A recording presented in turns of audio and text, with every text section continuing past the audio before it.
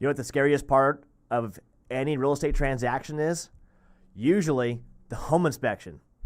Watch this for more information.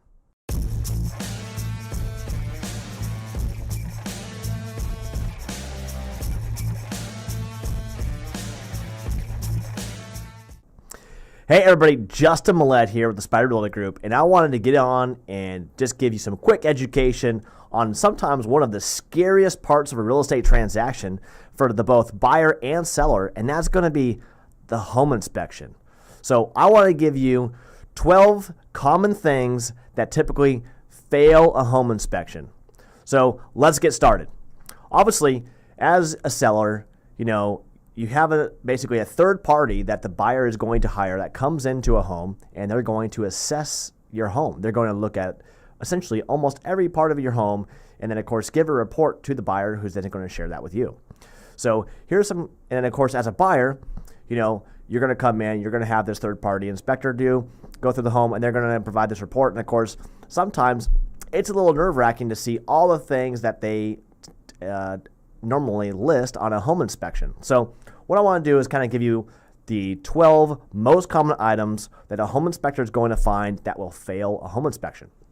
So starting off with number one, and this is a big one here in Alaska because in 2018, obviously we had a massive earthquake that we haven't had for a very long time. Obviously the previous one was in 1964, the Good Friday earthquake, and so obviously we haven't had a really large one that shook for extended period of time since then. However, 2018, we had a pretty large one, right? So the first one, foundation issues, right? So in 2018, we had that large earthquake. It caused a lot of foundation and housing structure issues all across South Central Alaska.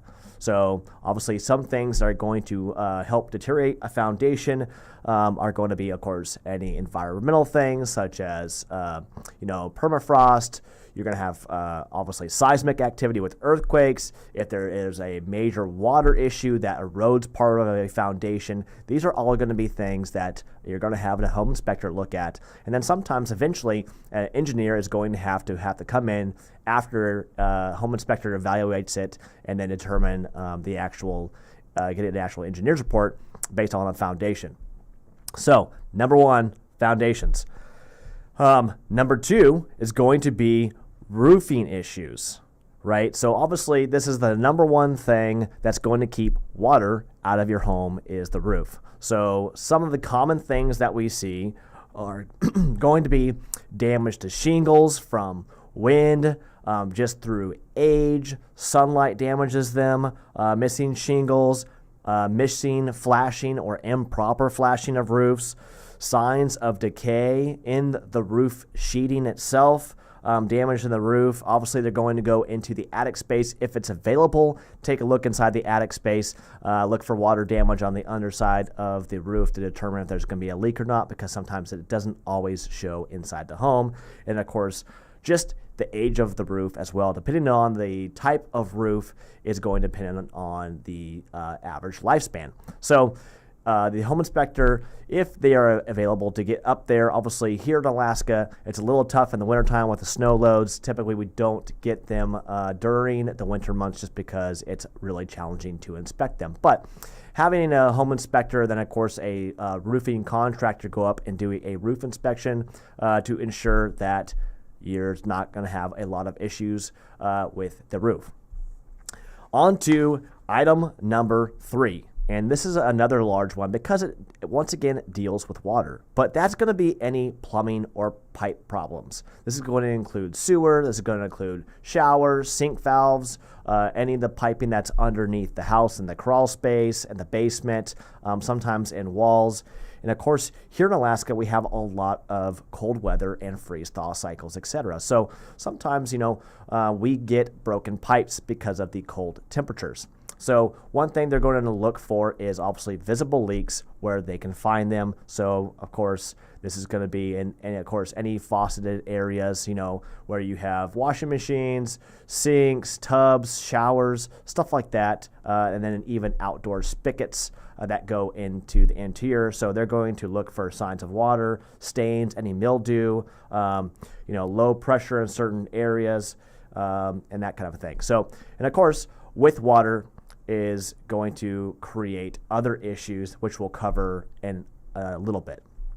So the number four, as far as issues go, is going to be electrical issues. So electrical hazards, obviously we can create fire hazards and shock hazards for people.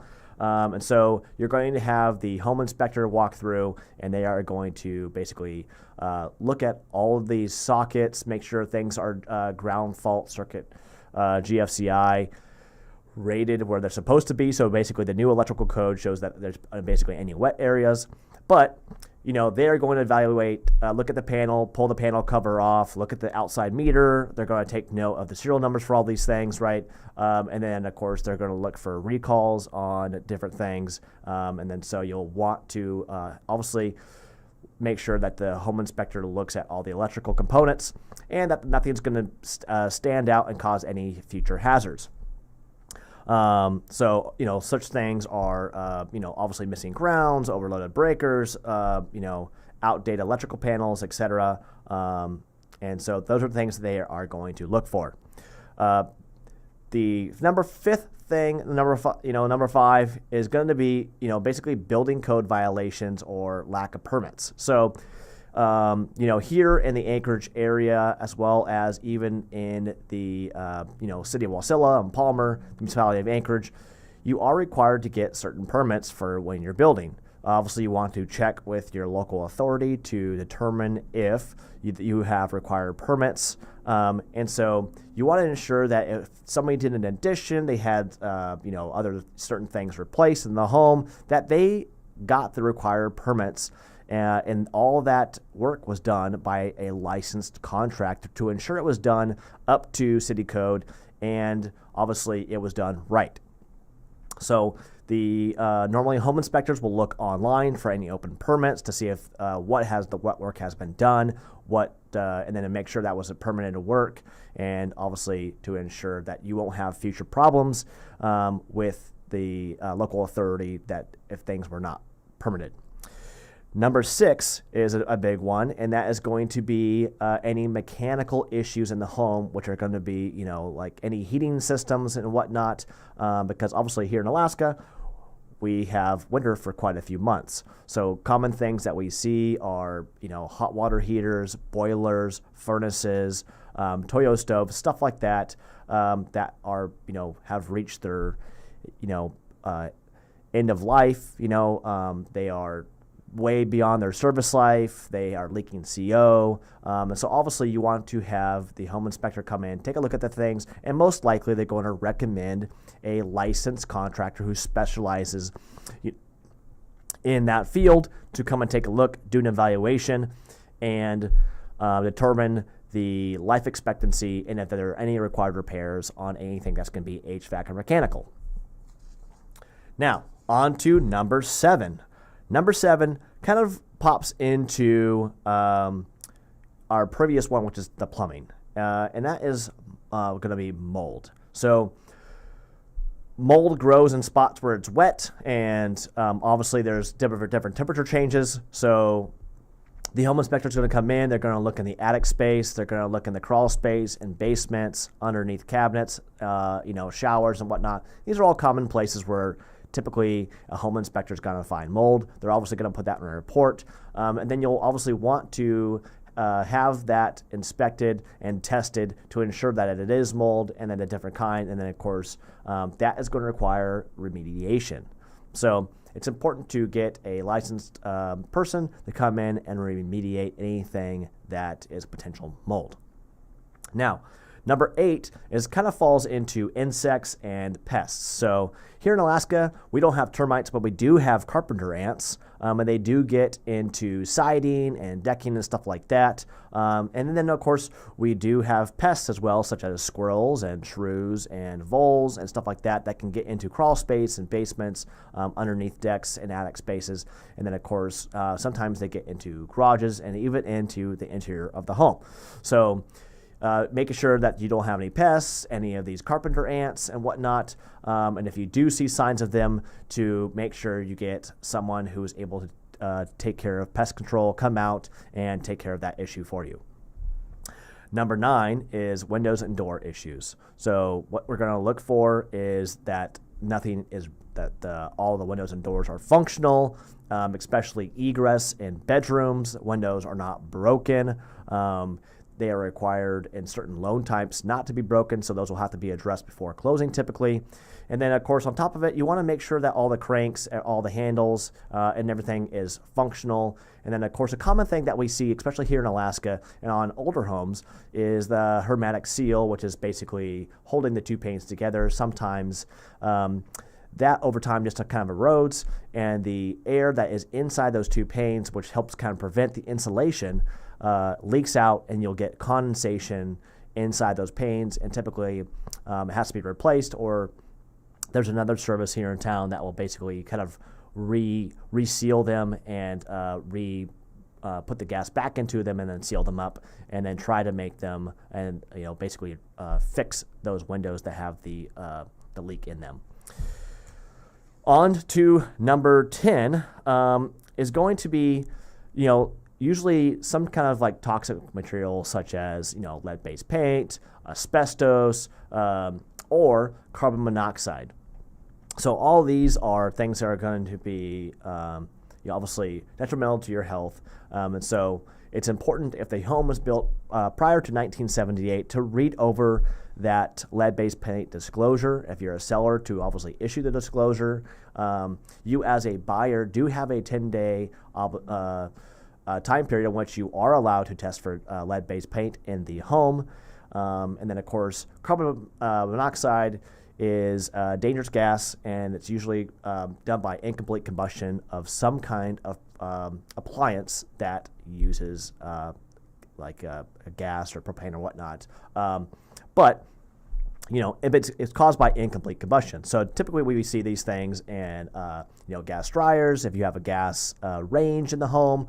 And then, of course, the most common spot we're going to find CO is coming from the boiler or furnace, basically the heating system of the home. So make sure to have the proper working CO detectors, smoke detectors, stuff like that. And then if you do find that there are toxic materials such as asbestos, lead-based paint, or CO in the home, obviously to have those things mitigated prior to the sale of the home.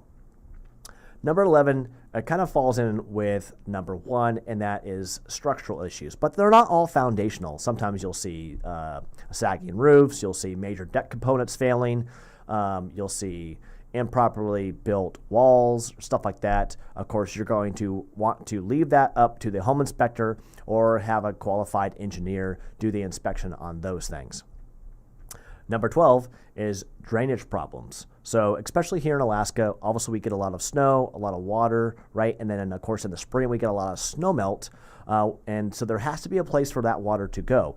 Obviously, ensuring, that the ground slopes away from the home is one of those things that the inspector is going to look at. They're going to look at for any previous signs of water intrusion into the foundation of the home. And so obviously ensuring that proper drainage around the home for any runoff water, melting snow, etc., is going to be in place, so that way you don't have any future water problems on the home. Anyways, obviously these are the 12 items that most commonly fail a home inspection. We hope that you enjoyed this video. Once again, myself and my team are not licensed home inspectors, nor are we contractors. We just wanted to kind of give you some quick tips and ideas of what commonly happens and what we commonly see in home inspection items as far as things that will fail them. So we hope that you enjoyed this video, and if you have any questions, please drop them in the comments. We'll put some links right down below here.